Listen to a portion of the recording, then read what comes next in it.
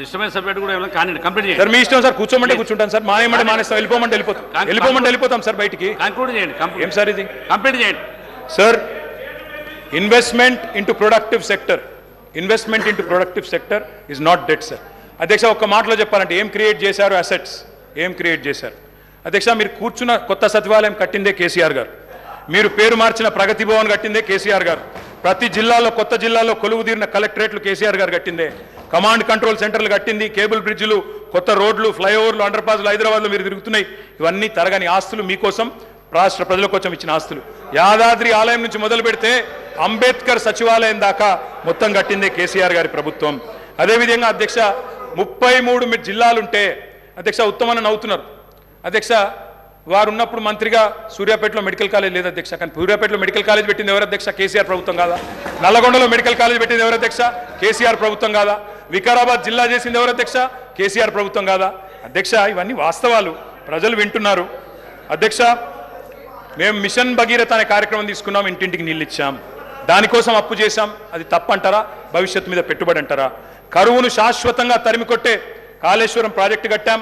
పాలమూరు రంగారెడ్డి ఎత్తిపోతల పథకం కట్టాం. దానికోసం అప్పు చేశాం. రాష్ట్ర ప్రజల కోసం చేసినాం. అది అప్ప పెట్టుబడా? ప్రజలు ఆలోచించాలా. కొత్తగా మెడికల్ కాలేజీలు, కొత్తగా హాస్పిటళ్ళు, అదేవిధంగా జిల్లాలలో హైదరాబాద్లో టిమ్స్, ఇవన్నీ కట్టాం.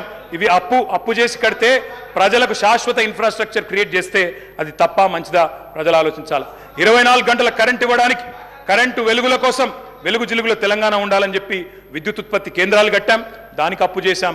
క్యాపిటల్ ఎక్స్పెండిచర్ మీద పెట్టాం చెప్ప ఇంకోటి చేయలేదు అధ్యక్ష. ఇంకొక మాట, ఎందుకంటే వారు అక్కడ ఉన్నారు, కేంద్రంలో కూడా వాళ్ళకి పార్లమెంట్ సభ్యులు ఉన్నారు. అధ్యక్ష కేంద్ర ప్రభుత్వం మాత్రం చాలా దుర్మార్గంగా వ్యవహరిస్తుంది. We will also work with you.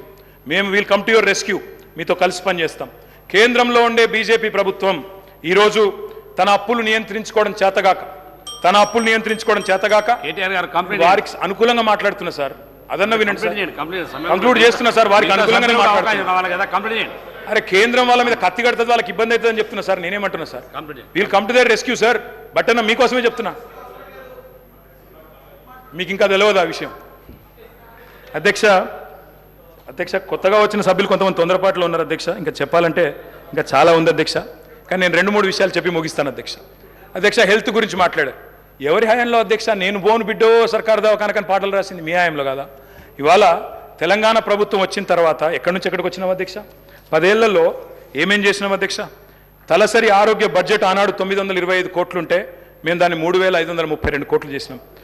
ఆసుపత్రి పడకలు ఆనాడు 17,000 ఉంటే మా ప్రభుత్వం వచ్చిన తర్వాత 34,000 చేసినాం. ఆక్సిజన్ పడకలు 1,400 ఉంటే మొత్తం 100% బెడ్స్కి 34,000 బెడ్స్కి పూర్తి స్థాయిలో ఆక్సిజన్ అందజేసినాం. మొత్తం ఆనాడు 2014 వరకు మెడికల్ కాలేజీలు ఉన్నాయే 5 అధ్యక్ష, 5 గవర్నమెంట్ సెక్టర్లో. ఈరోజు అధ్యక్ష మొత్తం 33 జిల్లాల్లో 33 మెడికల్ కళాశాలలు ఇచ్చిన ఘనత కేసీఆర్ గారి ప్రభుత్వం అందా కాదా? ఒక్కసారి గుండె మీద చేసుకుని ఆలోచించాలి అధ్యక్ష. నర్సింగ్ కళాశాలలు అధ్యక్ష 5 ఉండేది, ఈరోజు 26 అయినాయి.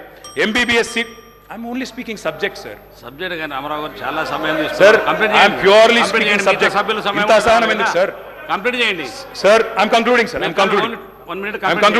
కంక్లూడింగ్.